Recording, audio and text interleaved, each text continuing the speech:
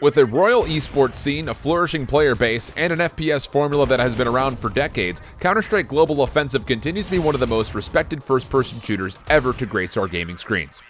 Knowledge is power, so before you run in guns blazing, check out these extremely helpful Molotov throwing locations on the game's most popular map, Mirage. T-side teams are finding great value in throwing their utility into connector. By standing near the very corner of top mid, players are lining up their crosshair on the top right corner of this second window. A small run throw will see your Molotov launch into the hallway commonly used by CT players.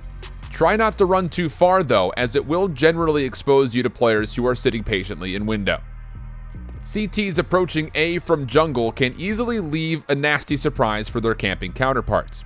By lining up your crosshair with the small dark mark on the right side of the brickwork, you can run throw a Molotov to cover the majority of Tetris with fire, a common camping spot for terrorists. After this knocks them off, follow up with a speedy flashbang and grenade so that you and your team can push up and take the win. Alternatively, you can step closer out of jungle and have your Molotov land on ramp, cutting off the popular A site access point for the terrorist side. When sitting behind cart, aim your crosshair at the third antenna when peering over the boxes. Drop your aim down slightly to align it perfectly on the cross point of the lower antenna.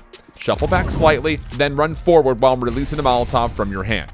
If this is done correctly, you will shower window with hot flames, burning camping CT players alive who think they are crafty enough to get the jump on you. Bombsite B's bench is a popular location for CT players. It provides adequate cover when providing several lines of sight options for those seeking to plant the bomb.